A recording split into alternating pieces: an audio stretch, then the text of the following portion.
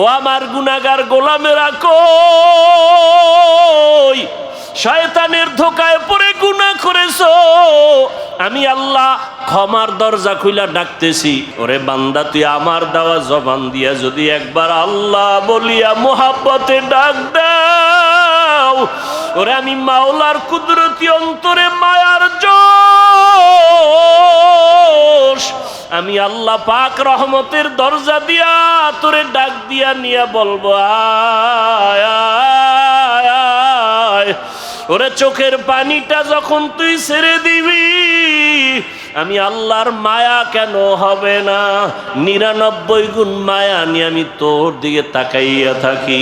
কখন তুই জিব্বা দিয়ে আমি আল্লাহকে মায়া করে একবার আল্লাহ বলে ডাক দিবি? ইমাম সাহেবের পরামর্শ নিয়া ওই জাহান্নামী গুনাহগার বান্দা রাতের গভীর, আজ রাতে আর ঘুমায় না, রাতের শেষ ভাগে আজকে মালিকের ডাকবে। ইমাম সাহেবের পরামর্শ নিয়া ওই আল্লাহর বান্দা রাতের বেলা যখন শেষ ভাগ চলিয়ে আসলো, অন্ধকারে রুমের পার্শ্বে একটা জায়গায় বসিয়া উজু বানাইয়া জায়নামাজ বিছাইয়া সেজদায় পড়ে কান্না শুরু করলো। ও আল্লাহ আমারে মাফ করে দাও, আমাকে মাফ করে দাও, ইয়া রব্বি গফিরলি, ইয়া রব্বি গফিরলি, ইয়া রব্বি গফিরলি। এমন কান্না, এমন কান্না, ঘরের বাচ্চারা পর্যন্ত এক পর্যায়ে আওয়াজ বাড়তে বাড়তে সজাগ হয়ে গেছে। স্ত্রী ডাক দিয়ে কয়, ও স্বামী আমার, তুমি জীবনভর এত অন্যায় করছো, এখন কান্না করতেছো কেন? বলে আল্লাহর কাছে ক্ষমা চাই। হঠাৎ করে গাইবি একটা আওয়াজ, এরে বান্দা তুই যতই কাঁদো তোর ক্ষমা নাই, ক্ষমা নাই, ক্ষমা নাই। ওরে তুই কান্না করে কি লাভ? এত বড় বড় অন্যায় তুই করছো। আওয়াজটা স্ত্রী পর্যন্ত কানে শুনছে। এবার আল্লাহর বান্দা কান্না বন্ধ করে না, আরো জোরে জোরে ফোফায় ফোফায় কান্না করে, আরো জোর লাগায় কাঁদে আর বলে, ও দয়ার মালিক, গুনার কারণে ফিরাইয়া দিও না, ওরে আমার মতো গুনাহগার কেউ নাই। শয়তানের ধোকায় পড়ে গুনাহ করলাম, গুনার কারণে আমার হাত না পাক, আমার চোখ না পাক, আমার জিহ্বা না পাক, আমার অন্তর না পাক, আমার মতো জাহান্নামী কেউ নাই। মানুষ আমারে ভালো বলে, আসলে আমি তো বড় খারাপ মানুষ। আমার জবানটা গুনার কারণে না পাক, আমার চোখ দুইটা গুনার কারণে না পাক। স্ত্রী ডাক দিয়া বলে, তুমি গাইবি আওয়াজ শুনো নাই, তোমার ক্ষমা নাই, তুমি আবার কান্না করো কেন? আল্লাহর বান্দা বলে, বিবি বলো এই কান্নার দরজা বাদ দিয়া অন্য কোনো দরওয়াজা আছে নাকি, বলো সেখানে গিয়া কান্না করব। স্ত্রী বলে, আর কোনো দরওয়াজা নাই।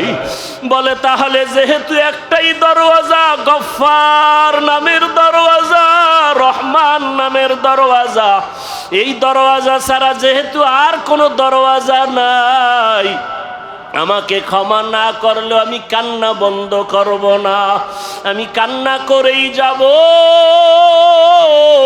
একটা সন্তান কান্না করলে মা বাবায় যদি মায়া করে, একটা ছাত্র কান্না করলে যদি শিক্ষকের মায়া বাড়ে, আমার রহমানের দরজা আমি ছাড়ব না, কান্না করতেই থাকব। আমার পরিণামে যা হবার হবে, তবে কান্না আর আমি বন্ধ করব না। এই বলি আবার কান্না শুরু, আর ডাকেও দয়ার মালিক, তোমার বান্দা তুমি বানাইছো, তোমার ছেলে নাই মেয়ে নাই, আমরাই তোমার আদরের গোলাম। শয়তানের ধোকায় পড়ে গুনাহ করেছি, গুনার দিয়ে তাকাইয়া ফিরাইয়া দিও না রে আল্লাহ। গুনার কারণে দিলটা পাথর, চোখে পানিও নাই। ও আমার গুনাহগার বাবারা, ও যুবক বাবারা, চোখে কি পানি নাই? গুনার কথা স্মরণ করে আমার মালিকের ডাক দাও, আর আমার মালিকের কাছে ক্ষমা চাও। ওরে আজকে রাত্রে তুমি এখানে আসো, কালকে কোথায় থাকবা জানা নাই। আল্লাহর বান্দা কান্না বন্ধ করে না, কান্না চালু রাখছে। এমন কান্নার এক পর্যায়ে হঠাৎ করে আবার গাইবি আওয়াজ, আল্লাহর পক্ষ থেকে আওয়াজ আসতেছে, ও বান্দার কাঁদিস না, তোর জীবনের গুনাহ মাফ, ওরে তোকে মাফ করে দেওয়া হয়েছে, আর কাঁদিস না। বান্দা আবার কান্না শুরু করলো, বলে এতক্ষণ কান্না করেছি ভয়ে, আযাবের ভয়, এখন কাঁদি আমার মালিকের মুহাব্বত।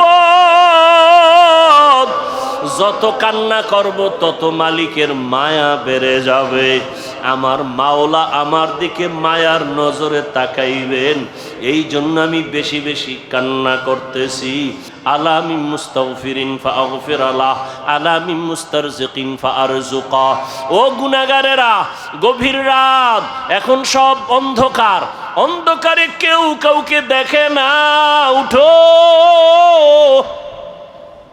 ও বান্দা, এখন গাছের পাখিরা পর্যন্ত ঘুমায়, ঘরের মানুষেরাও ঘুমায়, নদীর মাছগুলো ঘুমায়, দোকানগুলো বন্ধ, কোলাহল নাই, নীরবে তুমি একা একা একটু উঠো, ওইটা সুন্দর করে আস্তে করে অজু বানাও। ও দোকানওয়ালারা, ও ব্যবসায়ী বাবারা, ওরে দোকানদারি কইরা রাত্র 2টা 2:30টায় বাসায় যাও, যাইয়া তুমি ফ্রেশ হইয়া ঘুমায় যাও। তুমি যদি একটু চিন্তা করতা, এই টাইমে তো আমার মালিক আসমানে হাজির হয়ে গেছে, আমাকে ডাকতেছে। কত মানুষ ঘুমাইয়া যায়, উঠতে পারে না, আর তুমি ঠিক টাইমেই যায় বাসায় ঢুকছো। তুমি কি পারলা না ওযু বানাইয়া 2 রাকাত নামাজ পড়া সিজদায় গিয়া যদি কান্না করে বলতা, ও দয়ার মালিক, হারানো গোলাম তোমার দরওয়াজায় হাজির, মেহেরবানি করে তুমি মাফ করে দাও। ইমাম সাহেব পরামর্শ দিয়ে দিল, বাবা ভোর রাত্রে আমার মাওলা বড় দয়ার নজর দিয়া তাকায়, আপনি গোপনে একা একা ওযু বানায় ঘরের কোণে একটু নামাজ পড়বেন, আর আমার মাওলার কাছে কান্না করবেন। চোখের পানি দেখলে মাতেন না? কি সত্য কথা বলেন? পড়তেন। তাহলে আপনারা করেন না কেন? তাহলে বোঝা গেল আপনারা আসল ভক্ত না, আপনারা ভক্ত নামের ধোঁকাবাজ। বরং আসল ভক্ত তারা যারা শাহজালাল রহমতুল্লাহ আলাইহির মোহাব্বত নিয়া আল্লাহকে মানে, নবী মানে, নামাজ পড়ে, পর্দা করে, হালাল খায়, এরা আসল ভক্ত। শাহজালাল রহমতুল্লাহ আলাইহি আল্লাহর মোহাব্বতে জীবনে বিবাহ করেন নাই। জীবনে কি করেন নাই? খাজা মঈনুদ্দিন চিশতি আজমিরির ইতিহাস জানেন? এই চট্টগ্রামে খাজা মঈনুদ্দিন চিশতি আজমিরির সব ভক্ত এক জায়গায় কইরা যদি জিগাই তার পীরের নাম কি, খাজা মঈনুদ্দিন চিশতি আজমিরির দৌরত্ব কত?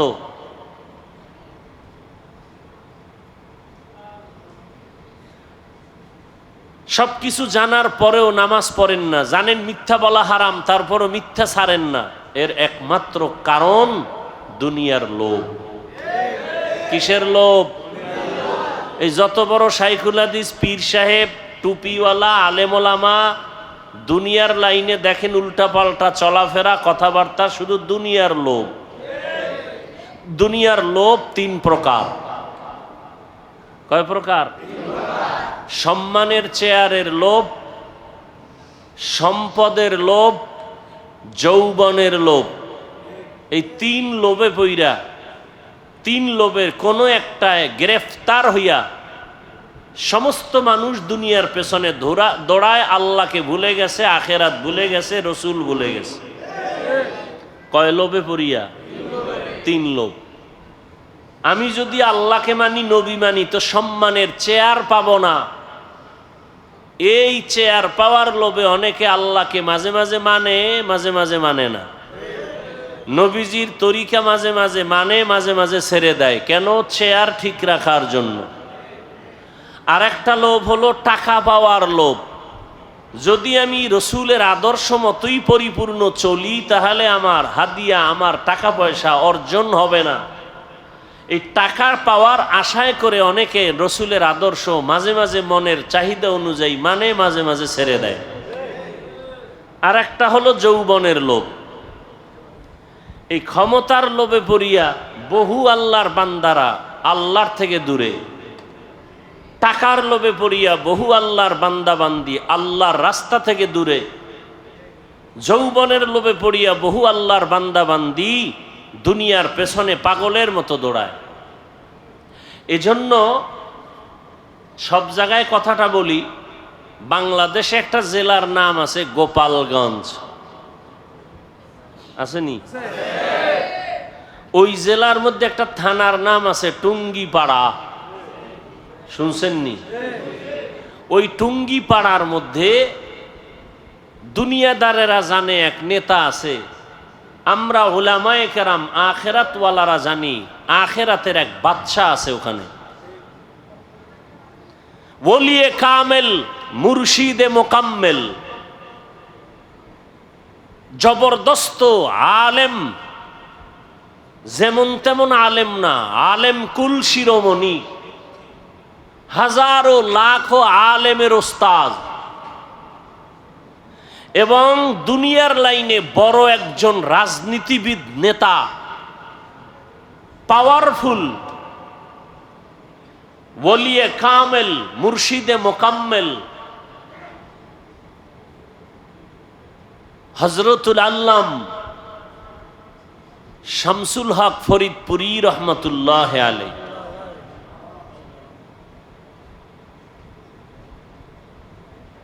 ঢাকাতে বড় কাটারা মাদ্রাসা, বিশাল বড় মাদ্রাসা, কামরাঙ্গীরচর মাদ্রাসা, লালবাগ মাদ্রাসা, ফরিদাবাদ মাদ্রাসা সব তার হাতে গড়া। পাকিস্তান পিরিয়ডে ইংলিশের উপরে ডক্টরেট ডিগ্রি নেওয়া সেই শামসুল হক ফরিদপুরি রহমতুল্লাহ আলাইহি বাগের বাচ্চা ছিলেন, সুন্নতের উপর এতটা মজবুত ছিলেন, দুনিয়ার কোনো দুনিয়াদারকে পরোয়া করতেন না। ওই সময় রাজনীতির কোন এক গোলটেবিল বৈঠকে আইয়ুব খানের পক্ষ থেকে একটা মিটিং ডাকা হয়েছিল। কোনো এক পর্যায়ে তাকে কিছু নরম কিছু স্বার্থের কথা বলা হয়েছিল।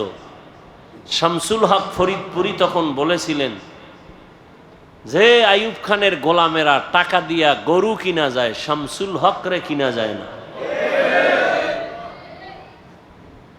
তিনি বয়ানের এক পর্যায়ে অনেকগুলো কিতাব লিখেছেন। তিনি একটা বয়ানের মধ্যে বলে গেছেন, পৃথিবীতে যত মানুষ দেখো সব পাগল।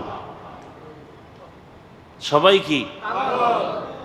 এমন একজন মানুষ নাই যে পাগল না। ডাক্তার পাগল, ইঞ্জিনিয়ার পাগল, প্রফেসর পাগল, হুজুর পাগল, রিক্সা ড্রাইভার পাগল, ক্ষমতায় যারা আছে পাগল, যারা নাই এরাও পাগল। এক কথায় দুনিয়াতে পাগল ছাড়া কোনো মানুষ নাই। কেউ নারীর পাগল, কেউ গাড়ির পাগল, কেউ ক্ষমতার পাগল, কেউ টাকার পাগল। কি আছে না নাই? দিন রাত নাই, পাগলের মতো দৌড়াচ্ছে, বিদেশ যায়। মা মারা গেছে বাদ দাও, বাপ মারা গেছে বাদ দাও, বিদেশের চাকরি ছাড়া যাবে না। কিসের পাগল? টাকার পাগল, ক্ষমতার পাগল। নামাজে দাঁড়াইয়াও ক্ষমতা, ঘুমের মধ্যে ক্ষমতা, ঘুমের থেকে উঠার পরে ক্ষমতা। যারা যেই জিনিসের পাগল তারা 24 ঘন্টা সেই জিনিস নিয়ে জিকির করে আর ফিকির করে। যে নারীর পাগল তার 24 ঘন্টা জিকির আর ফিকির, বলেন না কেন? যারা গাড়ির পাগল তারা 24 ঘন্টা জিকির আর ফিকির। যারা বাড়ির পাগল 24 ঘন্টা জিকির আর ফিকির। ঢাকাতে বাড়ি আছে এরপরও জিকির ফিকির, চট্টগ্রামে বাড়ি দরকার, আবার জিকির, কানাডায় করব, সিঙ্গাপুরে করব, কক্সবাজারে বাড়ি করব। এর কি কিসের পাগল? যে নারীর পাগল তার 24 ঘন্টা ফিকির নারী। যে ক্ষমতার পাগল তার 24 ঘন্টা ফিকির কি? ক্ষমতা। তাহলে দুনিয়ার সবাই পাগল, কেউ ক্ষমতার পাগল, কেউ নারীর পাগল, কেউ টাকার পাগল। এই সব পাগলের মধ্যে একদল উত্তম পাগল আছে, এরা টাকার পাগল না, বাড়ির পাগল না, গাড়ির পাগল না, ক্ষমতার পাগল না, এরা আল্লাহকে পাওয়ার পাগল। কাকে পাওয়ার? যে ক্ষমতার পাগল সে কি চায়? ক্ষমতা। যে নারীর পাগল সে কি চায়? যে টাকার পাগল সে কি চায়? টাকার পাগল এমন হওয়া হইছে, বাবার পকেট মারে, মায়ের মারে, এক পর্যায়ে টাকার জন্য মাকে মাইর দেয়, বাবারে জবাই করে। কিসের পাগল? ও কি চায়? টাকা চায়। বাপ সামনে বাধা, বাবারে মারো। আমার দরকার টাকা, মা বাধা হইছে, মাকে মেরে ফেলো। আমার দরকার টাকা, দোকানওয়ালাকে মেরে ফেলো। টাকার পাগল। নারীর পাগল যারা, এরা বলে মা ছাড়বো, বাপ ছাড়বো, আমার নারী ছাড়বো না। দুই রশিতে একজন আর ফাঁসি। তাহলে যারা দুনিয়ার পাগল, এগো চিন্তা ফিকির দুনিয়া দুনিয়া দুনিয়া। আর যারা আল্লাহর পাগল, এরা কি চায়? এরা হাঁটতে চলতে সবসময় খালি কি ফিকির করে? অন্তরে ফিকির আল্লাহ, জবানে জিকির আল্লাহ, উঠতে বসতে শুধু আল্লাহকেই ডাকে। কাকে ডাকে? ইয়া ইলাহি মুঝসে মুঝকো दूर कर, ताके देखो मुझ में तुझको एक नजर। या इलाही तू मेरा माबूद है, या इलाही तू मेरा माशूक है, या इलाही तू मेरा सत्तार है, या इलाही तू मेरा गफ्फार है। আল্লাহকে পাওয়ার জন্য যেই বান্দা পাগল, যে পাগল হইছে কেন? কইটার মধ্যে মজা পাইছে। মা বাবায় বুঝায়, তুই কোন মাইয়ার জন্য পাগল হইছ? তোরে সুন্দরী রূপসী বড় লোকের মাইয়া এনে দিব, বলে দরকার নেই, আমার ফেতনি বালা, চেহারা ভালো না কামার এটাই ভালো।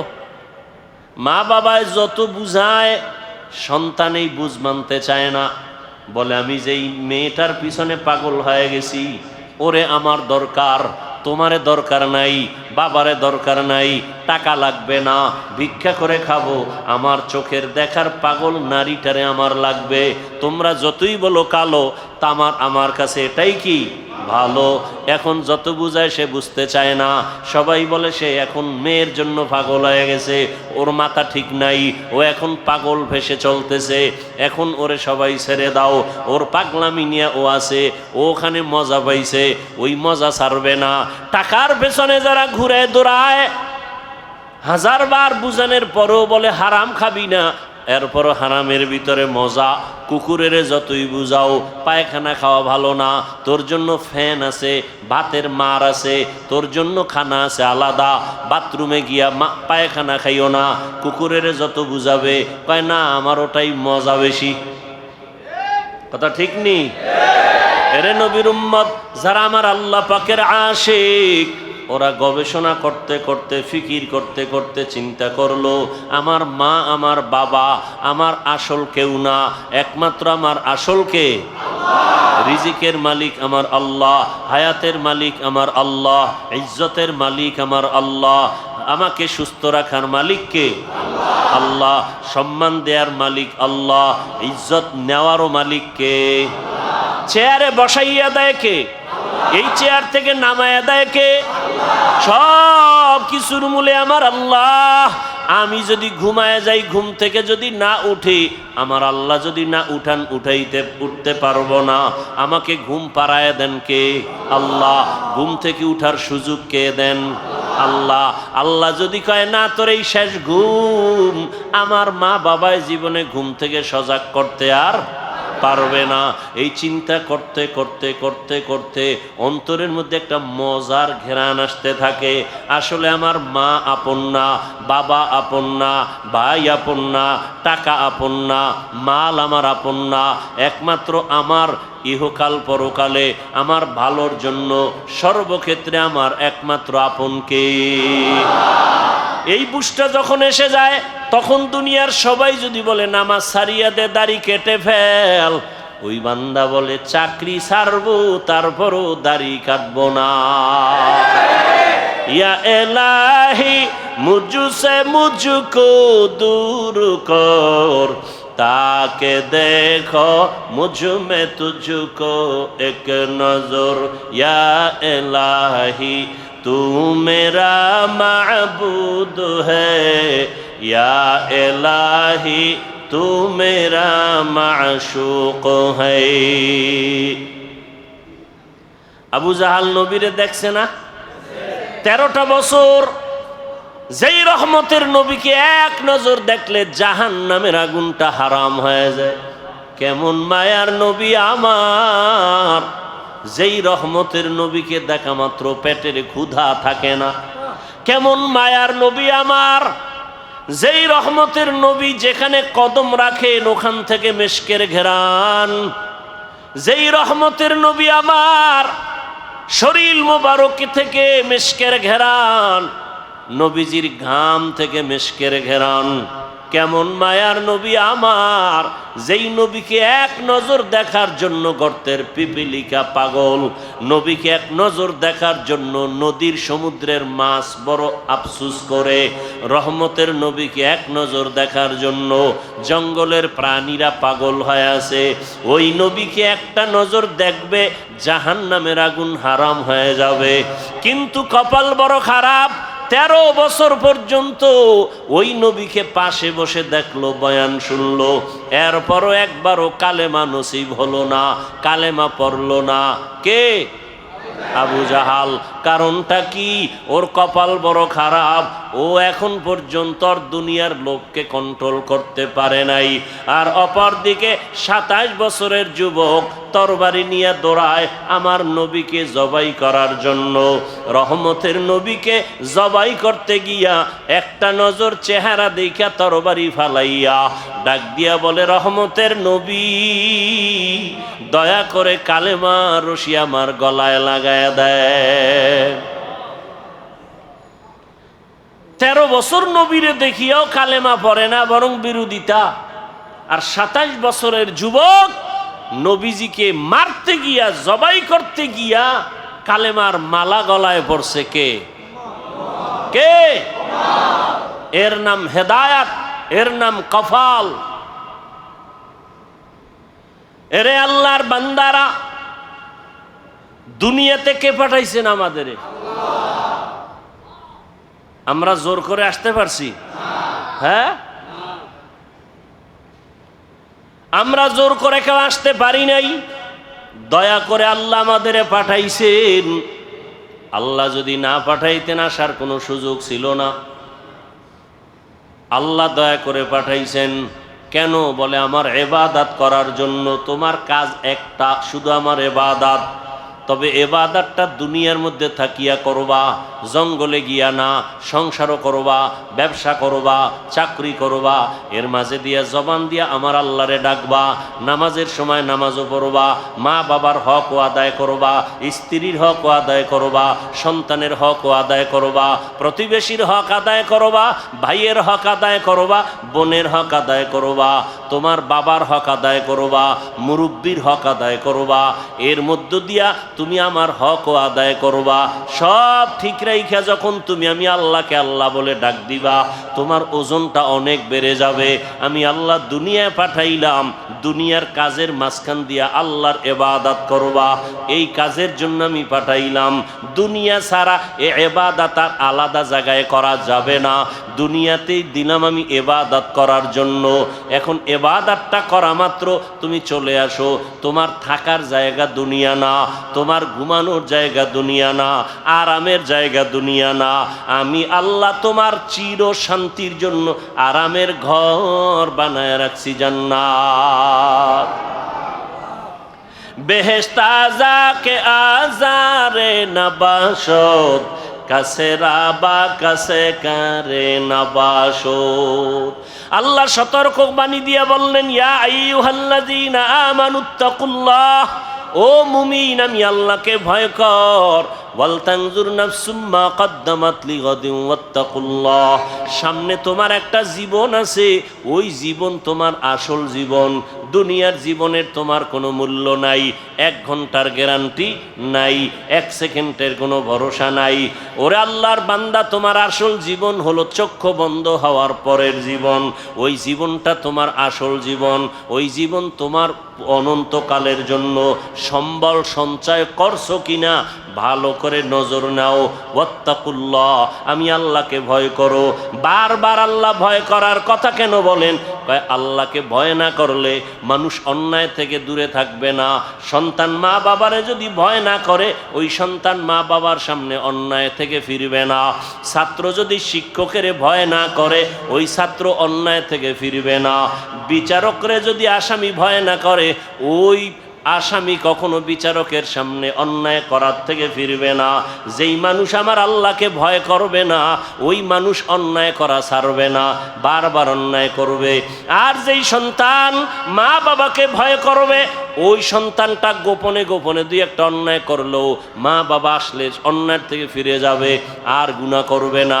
মা বাবার শাস্তির ভয়ে ছাত্র মাঝে মাঝে অন্যায় করে, শিক্ষকের বিচারের ভয় আর করে না। ঠিক এই বান্দা, আমার আল্লাহর ভয় যখন অন্তরে আসবে, তখন জীবন দিবে, আল্লাহর বিরুদ্ধে কোনো কাজ করবে না। আর এই আল্লাহর ভয়টা অন্তরে জমা করার জন্য একমাত্র রাস্তা আল্লাহওয়ালাদের সোহবত। আল্লাহওয়ালা যারা, আল্লাহর ওলি, এদের নেক নজর, এদের দোয়া, এদের পরামর্শ। কারণ কিয়ামত পর্যন্ত আর 1 সেকেন্ডের জন্য জমিনে নবীজি আসবেন? কালেমার দাওয়াত দিতে নবী আসবেন? চট্টগ্রামে নবীজি আইসা কালেমার দাওয়াত দিবেন? ঢাকাতে নবীজি আইসা কখনো কালেমার দাওয়াত দিবেন? নবী আর জীবনে দাওয়াত দিতে আসবেন না। সাহাবায়ে কেরাম আসবেননি? আসবেন না। এরপরে আইম্মায়ে কেরামরা আসবেননি? আসবেন না। বড় বড় বড় বড় আউলিয়ায়ে কেরামরা আসবেন? খাজা মঈনুদ্দিন আসবেন দাওয়াত দিতে? আর আসবেন না।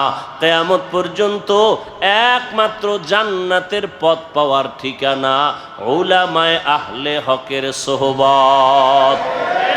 উলামায়ে আহলে হকের সোহবত। এই জন্য আল্লাহ বলেন বারবার আমাকে ভয় কর। আমাকে ভয় না করলে হাজারো বয়ান শুনবা, তোমার এই বয়ান অন্তরের মধ্যে যাবে না। কারণ তোমার অন্তরে আল্লাহর আযাবের কোনো ভয় নাই। ইন্নাল্লাহা খাবীরুম বিমা তা'মালুন, তুমি যা করো এই বিষয়ে অগ্রিম সব কিছু কে জানেন? আল্লাহকে ফাঁকি দেওয়া যাবে? ফাঁকি দেওয়া যাবে না। আল্লাহ বলে বান্দা আমাকে ভয় কর, গুনাহ থেকে দুনিয়ার মহাব্বত সারিয়া আখেরাতের লাইনে তুমি মজবুতি অর্জন করো। আখেরাতের বাজার ঠিক মতো করো। আখেরাতের বাজার হলো ইবাদত। আখেরাতের বাজার কি? ইবাদত মানে কি শুধু নামাজ? হাসি দিবেন ইবাদত, কান্না করবেন ইবাদত, মা বাবার সাথে কথা বলবেন ইবাদত, আপনি বিবাহ শাদী করবেন ইবাদত, চাকরি করবেন ইবাদত, ব্যবসা করবেন ইবাদত, লেখাপড়া করবেন ইবাদত। সব কিছু আল্লাহর মোহাব্বত নিয়ে করবেন, নবীর আদর্শ মেনে করবেন, ইবাদত হয়ে যাবে। বাথরুমে গিয়ে বসে থাকবেন, সেটাও আপনার ইবাদত হিসাবে পরিণত হবে যদি আল্লাহর মোহাব্বত, রসুলের আদর্শ অনুযায়ী বাথরুম করেন। আল্লাহর মোহাব্বত আর কার আদর্শ? আর কারো আদর্শ মানা যাবে না। সব আদর্শ ভেজাল, নির্ভেজাল আদর্শ মদিনার রসুলের। দুনিয়ার সব আদর্শ নাপাক। সব আদর্শ একমাত্র পাক আদর্শ কি? রহমতের নবীর আদর্শই কি পাক। রহমতের নবীর আদর্শ গ্রহণ করার কারণে মক্কার চূড়ান্ত খারাপ মানুষ জান্নাতের অগ্রিম টিকিট হাতে নিয়েছেন, ঠিক না? কয়জন? কয়জন? রসুলের আদর্শের কারণে আল্লাহ জান্নাতের টিকিট তাদের হাতে দিয়েছেন। তারা মরিয়াও অমর, এখনো তাদের নাম যশ খ্যাতি, এত সুনাম। সমস্ত সাহাবায়ে কেরামদের নাম শুনিয়া মানুষের দিলের মধ্যে মায়া লাগে। এমন এমন ঘটনা বললে মানুষ চোখের পানি ধরে রাখতে পারে না। কান্না কান্না।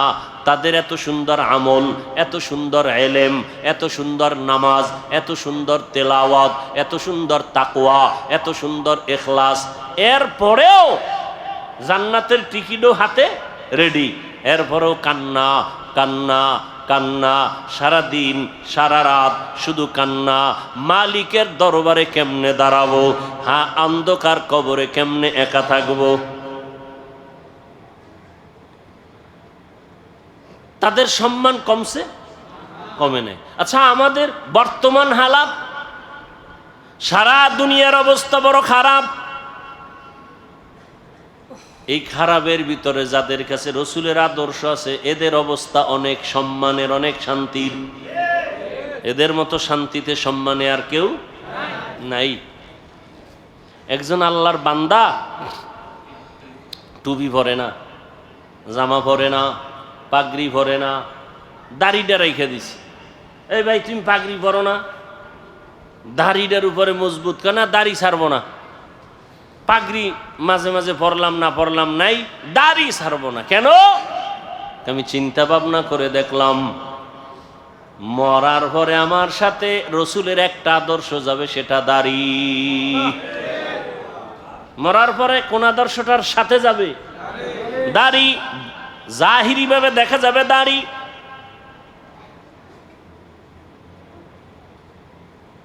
এটাই রসুলের আদর্শের প্রতীক। এই জন্য রহমতের নবী তার আদর্শর বয়ান দিয়া মানুষকে এমন ভাবে দ্বীনের দিকে আকৃষ্ট করে ফেললেন। দুনিয়ায় থাকিয়া আখিরাতের বাজার করো। এই যে বাজারে দোকানদারি ব্যবসা করে, এটা কি নিষেধ? বাজারে যাও, বাজারে যাইয়াও, দুনিয়ার বাজারে গিয়াও আখিরাতের বাজার করো। কয় কেমনে? কয় যখন তুমি দুনিয়ার বাজারে যাও জরুরত সারার জন্য, রাস্তার ডানে হাঁটো, নজর নিচের দিকে রাখো। তোমার দোকানে কাজ সাইরা তাড়াতাড়ি আবার বাসায় চলে যাও। বাজারে সব বেশি সময় কাটায়ও না, কারণ দুনিয়াতে যত খারাপ জায়গা আছে, নবীজি বলেন এর থেকে সব থেকে খারাপ জায়গা কি? বাজার। বাথরুম খারাপ না, কি খারাপ? বাথরুমের খারাপ না বলিয়া নবীজি বাজারকে খারাপ বললেন কেন?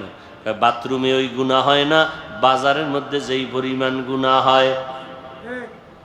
এজন্য নবী বলেন, আর দুনিয়া সিজনুল মুমিন ওয়া জান্নাতুল কাফের। দুনিয়া হলো মুমিনের জন্য জেলখানা, বেঈমানের জন্য শান্তির জায়গা, বালাখানা। দুনিয়াতে যত শান্তি বেঈমানেরা করবে, পরকালে ওদের শান্তি নাই। আর মুমিনেরা যত কষ্ট দুনিয়ায় করবে, পরকালে ওদের কোনো কষ্ট নাই।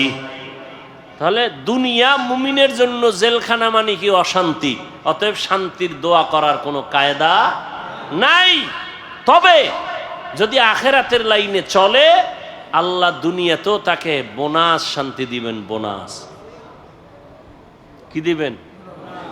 আপনি টুপি মাথায় দেন না কেন? কয় মাথা গরম হয়ে যায়। যেই গরম।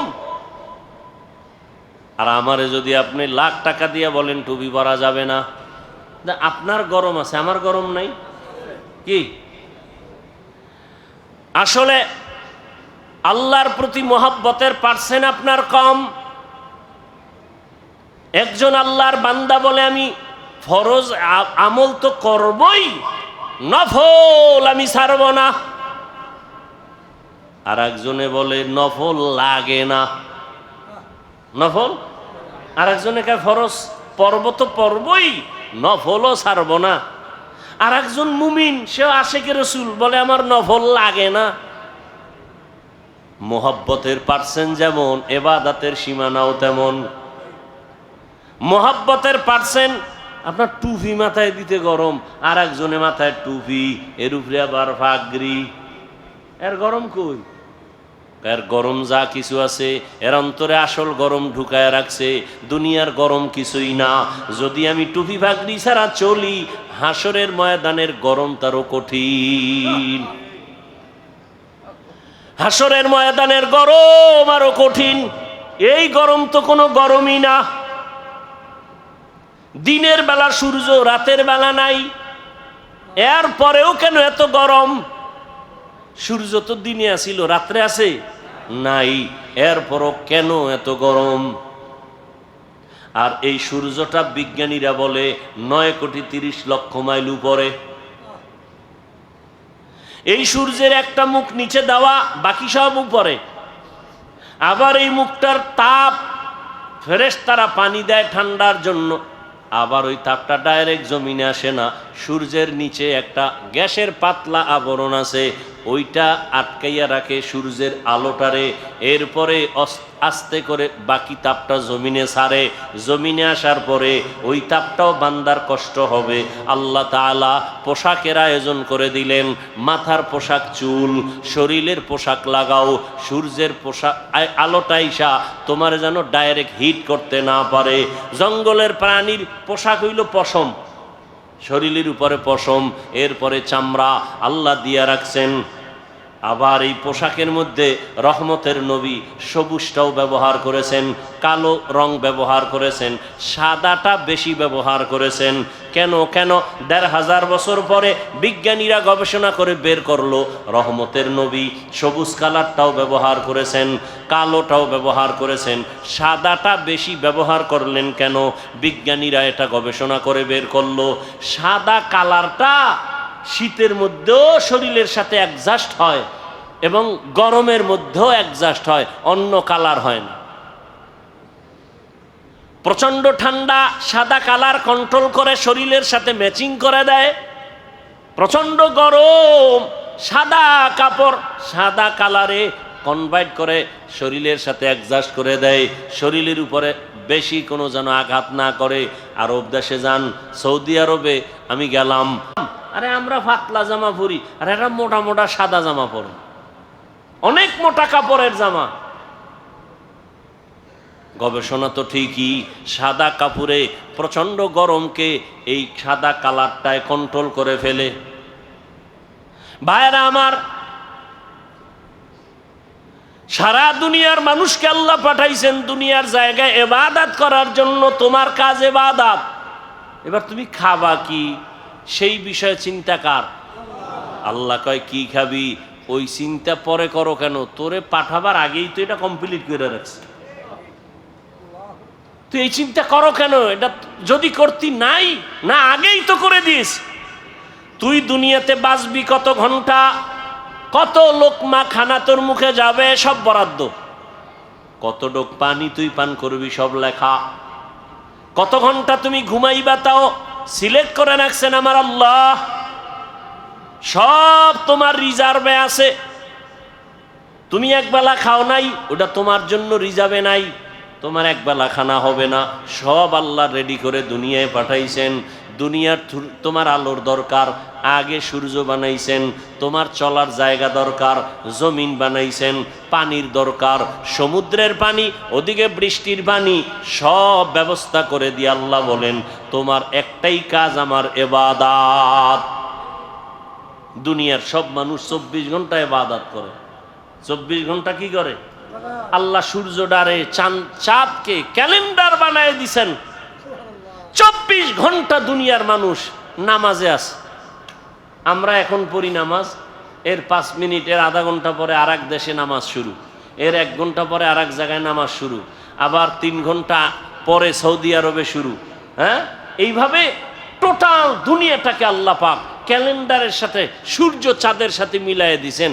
অর্থাৎ আল্লাহর ইবাদত এক টাইমে করবে না, দুনিয়াতে 24টা ঘন্টাই বান্দা আমার ইবাদত করবে, 1 সেকেন্ড যেন ইবাদত থেকে খালি না থাকে। আমরা রাত্রে ঘুমাইছি, নামাজ পড়ি না, রেস্টে আছি, ইবাদত থেকে একটু জাহিরিভাবে ইবাদত থেকে আমরা একটু রেস্টে আছি, চুপচাপ।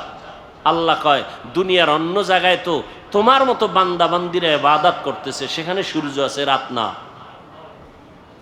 এখন তুমি যদি বলো ওই আরব দেশের যখন নামাজ পড়ে আমি তখন পড়ব, এই চিন্তা যদি লেবানন করে, লন্ডন করে, আমেরিকা করে, তাহলে ইবাদত এক টাইম হবে আর এক টাইম হবে না। আল্লাহ কয় না না, আমি পাঠাইছি ইবাদতের জন্য, 24 ঘন্টার সেকেন্ডে সেকেন্ডেই সারা দুনিয়ার মানুষ ইবাদত করবে।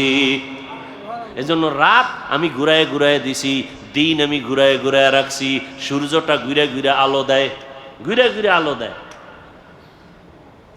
এখানে রাত, ওখানে দিন, ওখানে দিন, এখানে রাত, ঠিক নেই? আল্লাহ নিজাম করে দিলেন, সিস্টেম করে দিলেন, তার বান্দারা সব সময় ইবাদতের মধ্যে থাকবে। ওই আল্লাহর ইবাদতের জন্য বান্দা, তোমাকে বড় পীর, মাওলানা, মুফতি, মুহাদ্দিস, এমএ পাস, বিএ পাস করা লাগবে না। তোমার অন্তর পরিশুদ্ধ করা লাগবে, অন্তর গুনাহমুক্ত করতে হবে। আর অন্তরকে যদি গুনাহমুক্ত করতে চাও, এই জমিনের মধ্যে একা একা সম্ভব না। অন্যের মাধ্যমে তোমার অন্তর পরিশুদ্ধ করো। অন্যের মাধ্যম অন্য কারা? একমাত্র নবীজির আদরের বন্ধু উলামায়ে আহলে হক। সমস্ত উলামায়ে আহলে হক ওয়ারাসাতুল আম্বিয়া, আম্বিয়া কেরামের ওয়ারিস। আলেম ওলামা ছাড়া আমার রসুলের আর কোনো আপন বন্ধু কেউ নাই। অতএব এদের কথা শুনে আমল করো। নবী বলেন, এদের কথা শুনে যদি চলো, আমি রসুল তোমার উপরে খুশি। আল্লাহ কয়, রসুল যার উপরে খুশি, আমি আল্লাহ তার উপরে খুশি। আর আমি আল্লাহ যার উপরে খুশি, সে বিনা হিসাবে জান্নাতি। আতিনা ফি দারে দুনিয়া না হাসান, আতিনা ফি দারে উকবা না হাসান, ইয়া গিয়াসাল মুস্তাগীসিন ইহদিনা লাফতিখারা বিল উলুমে ওয়াল গিনা।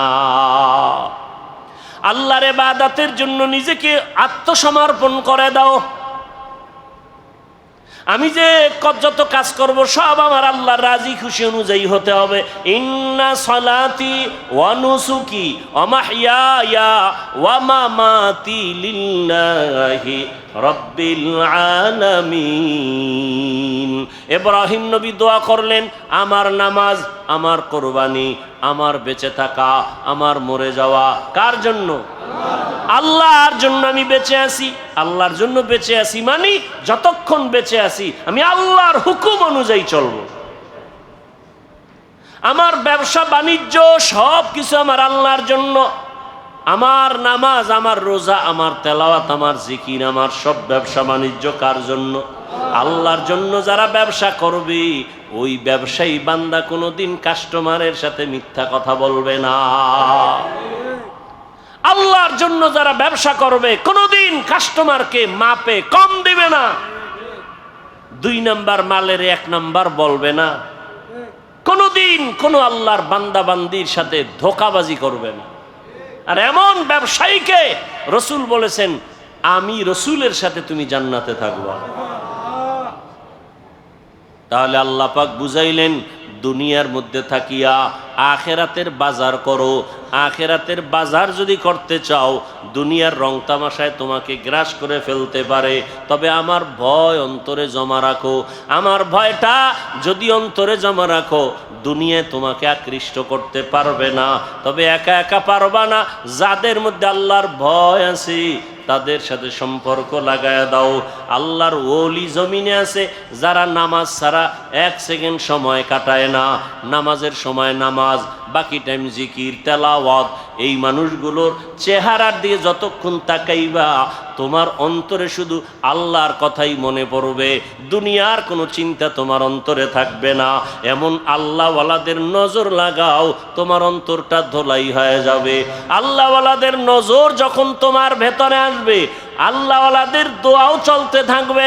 এক পর্যায়ে দেখবা এখন তোমার নামাজ ভালো লাগে না, তখন তোমার আজান হলে আর ব্যবসা ভালো লাগবে না। এখন তো আজান হয়ে গেছে, দোকানওয়ালা ভাই চলেন নামাজে, কয় একটু পরে যাই, কাস্টমার বিদায় দিয়ে নেই। এখন বিদায় দিতে দিতে জামাত শেষ। এরকম হয় না? কিন্তু আল্লাহওয়ালাদের সাথে যাদের গভীর সম্পর্ক, এদের অবস্থা দিন দিন শুধু পরিবর্তন হয়। এক পর্যায়ে দেখা যায় একটা সুন্দর করে সাইনবোর্ড বানায় লেখছে, নামাজের বিরতি, দোকান বন্ধ।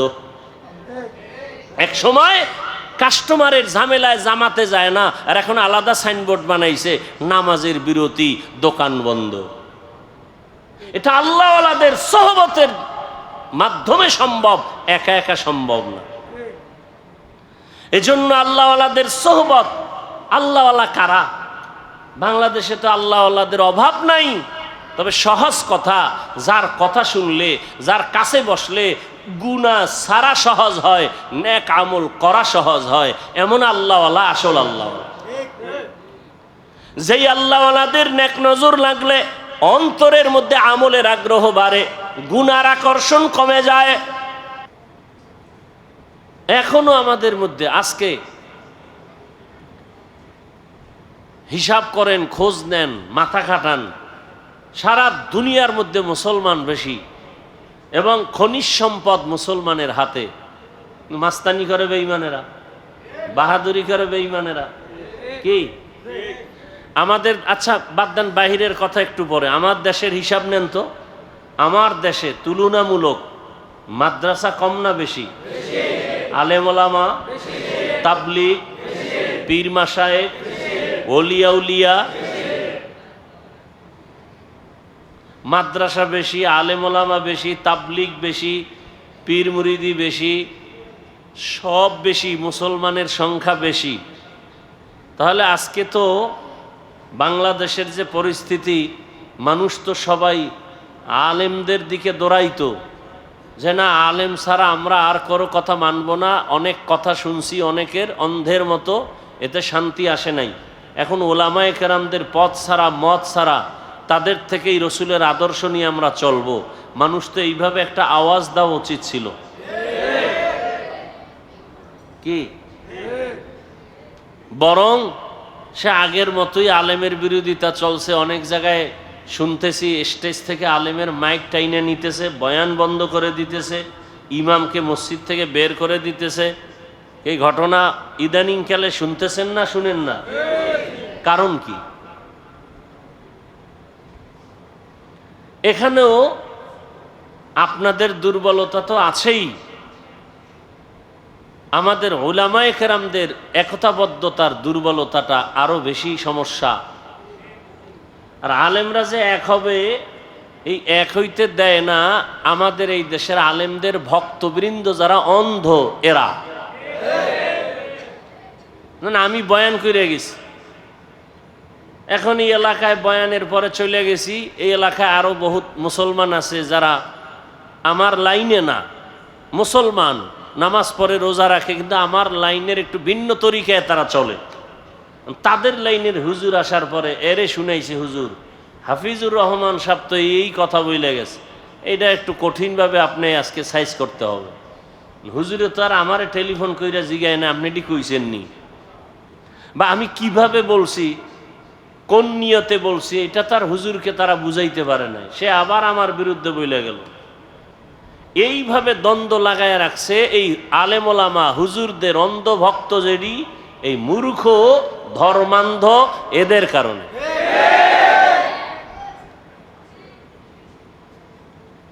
আবার আমি হুজুর চিন্তা করি, যদি আপনাকে কথা না শুনি তাহলে তো আমার গাড়ি ভাড়াও দিবেন না, তাতে আপনাদের কথাও আমার শোনা লাগে। আর না হয় নিজে জঙ্গলে গিয়া কাঠ কাইটা বাজারে বিক্রি করে সংসার চালাবো আর স্বাধীনভাবে কথা বলবো, মরণ থাকলে মরণ হবে। এত কিছুর পরেও এ জাতির বিবেক কখন ঠিক হবে?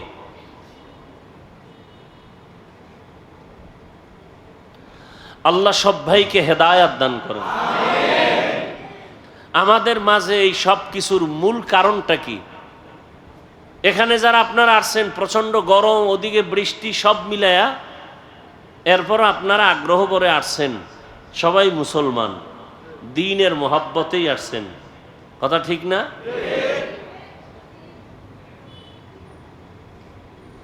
আসার পরে দ্বীনের মোহাব্বত নিয়ে আসলেন, আমরা মুসলমান, নবীর আশেক, আপনিও মুসলমান আমিও মুসলমান, আপনার আল্লাহ আমার আল্লাহ দুইজন না একজন?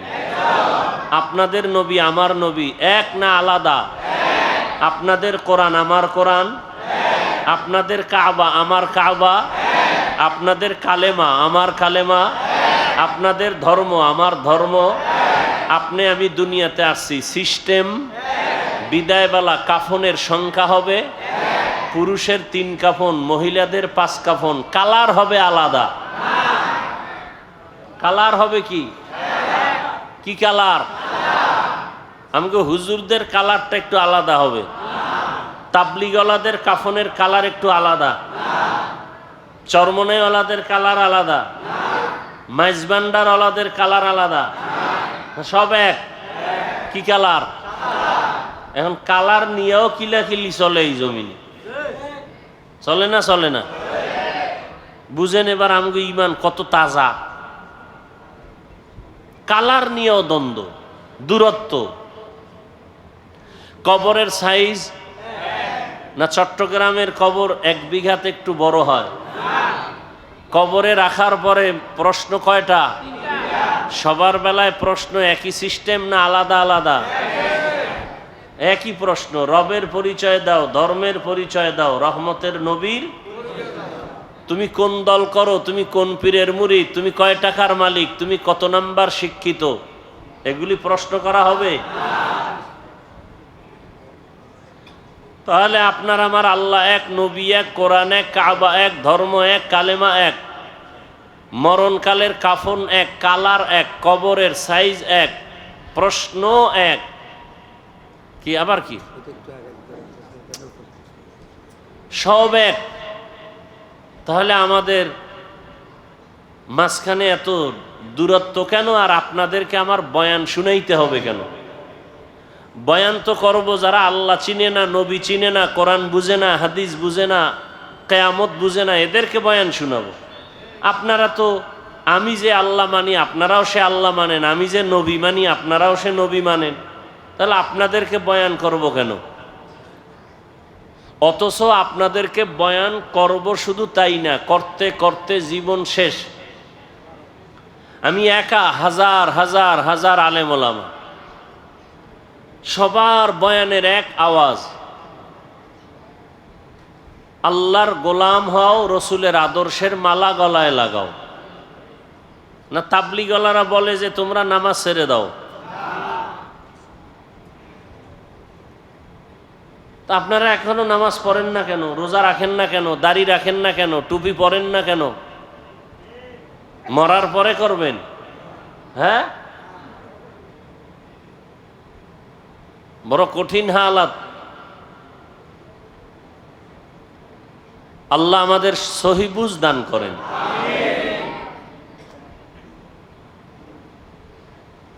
হ্যাঁ, এই সব কিছু আমরা জানি। নামাজ পড়া ফরজ কয় ওয়াক্ত? এই কত ওয়াক্ত নামাজ? সপ্তাহে একদিন? তাহলে প্রতিদিন। মাঝে মাঝে নামাজ ছেড়ে দেওয়ার সুযোগ আছে তো? কি নামাজ ছাড়া যাবে? তা পড়েন না কেন? সবই আপনারা বলতেছেন, আবার আপনারাই নামাজ পড়েন না। এখানে বহু আল্লাহর বান্দা আছে, আজকে ফজর পড়েন নাই, জোহর পড়েন নাই, আসর পড়েন নাই, মাগরিব পড়েন নাই, এশা পড়েন নাই।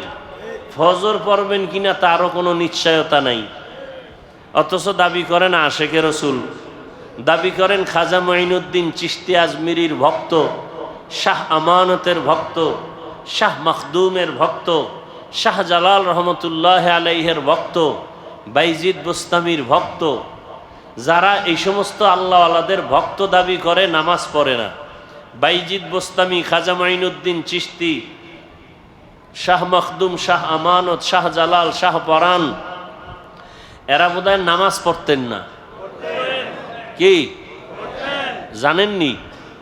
এরা নামাজ পড়তেন, রোজা রাখতেন, দাড়ি রাখতেন না? রাখতেন। ও আমার গুনাহগার গোলামেরা কই?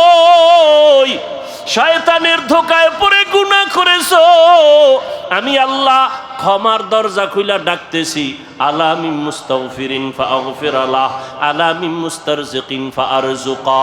ও গুনাহগারেরা, গভীর রাত, এখন সব অন্ধকার, অন্ধকারে কেউ কাউকে দেখে না, উঠো। ও বান্দা, এখন গাছের পাখিরা পর্যন্ত ঘুমায়, ঘরের মানুষেরাও ঘুমায়, নদীর মাছগুলো ঘুমায়, দোকানগুলো বন্ধ, কোলাহল নাই, নীরবে তুমি একা একা একটু উঠো, ওইটা সুন্দর করে আস্তে করে অজু বানাও। ও দোকানওয়ালারা, ও ব্যবসায়ী বাবারা, ওরে দোকানদারি কইরা রাত্র 2টা 2:30টায় বাসায় যাও, যাইয়া তুমি ফ্রেশ হইয়া ঘুমায় যাও। তুমি যদি একটু চিন্তা করতা এই টাইমে তো আমার মালিক আসমানে হাজির হয়ে গেছে, আমাকে ডাকতেছে। কত মানুষ ঘুমাইয়া যায়, উঠতে পারে না, আর তুমি ঠিক টাইমেই যায় বাসায় ঢুকছো। তুমি কি পারলা না অজু বানাইয়া 2 রাকাত নামাজ পড়া সিজদায় গিয়া যদি কান্না করে বলতা, ও দয়ার মালিক, হারানো গোলাম তোমার দরওয়াজায় হাজির, মেহেরবানি করে তুমি মাফ করে দাও। ইমাম সাহেব পরামর্শ দিয়ে দিল, বাবা ভোর রাত্রে আমার মাওলা বড় দয়ার নজর দিয়া তাকায়, আপনি গোপনে একা একা অজু বানায় ঘরের কোনে একটু নামাজ পড়বেন আর আমার মাওলার কাছে কান্না করবেন। চোখের পানি দেখলে মা বাবার মায়া সন্তানের দিকে বেড়ে যায়, ছাত্রের চোখে পানি দেখলে শিক্ষকের মায়া বেড়ে যায়, আসামির চোখে পানি দেখলে বিচারকের মায়া বেড়ে যায়। ওরে ওদের থেকে আমার আল্লাহর মায়া কি কম? আল্লাহ বলে, গোলাম তোর মা বাবার থেকে আমি মাওলার মায়া যে কত গুণ বেশি। সন্তানের কান্না দেখলে যদি মা বাবার অন্তরে মায়া হয়, ওরে ওই মা বাবায় তো তোরে বানায় নাই, এত সুন্দর চেহারাটা দিয়া বানাইছি আমি, তোর জবান দিয়া কথা বলার শক্তি দিয়েছি আমি, আরে তোরে খানার ব্যবস্থা করেছি আমি, ঘুমের ব্যবস্থা করেছি আমি। ওরে বান্দা, তুই আমার দেওয়া জবান দিয়া যদি একবার আল্লাহ বলিয়া মোহাব্বতে ডাক দাও, ওরে আমি মাওলার কুদরতি অন্তরে মায়ার জোশ,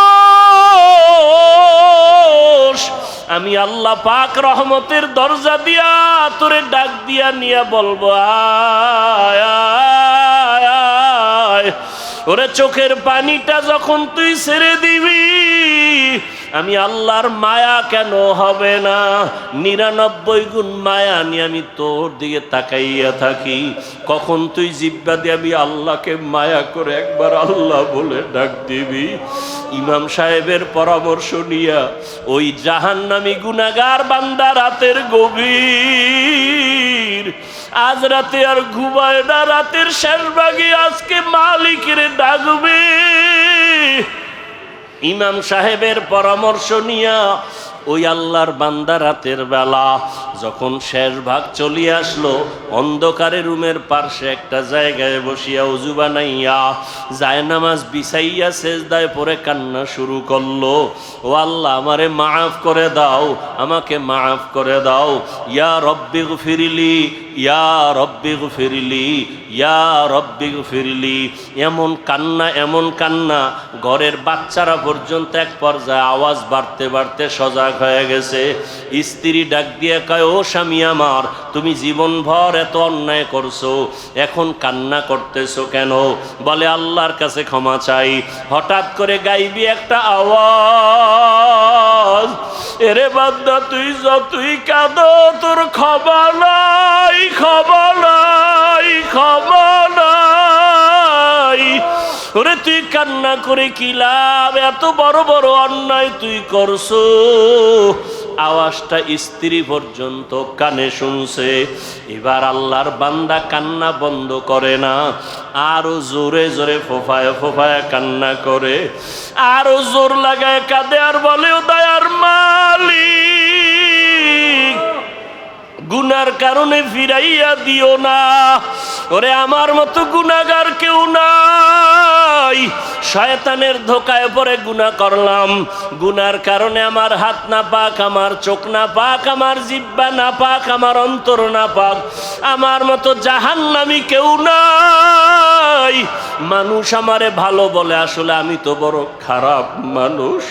আমার জবানটা গুনার কারণে নাপাক, আমার চোখ দুইটা গুনার কারণে নাপাক। স্ত্রী ডাক দিয়া বলে, তুমি গাইবি আওয়াজ শুনো নাই, তোমার ক্ষমা নাই, তুমি আবার কান্না করো কেন? আল্লাহর বান্দা বলে, বিবি বলো, এই কান্নার দরজা বাদ দিয়ে অন্য কোনো দরওয়াজা আছে নাকি, বলো, সেখানে গিয়া কান্না করব।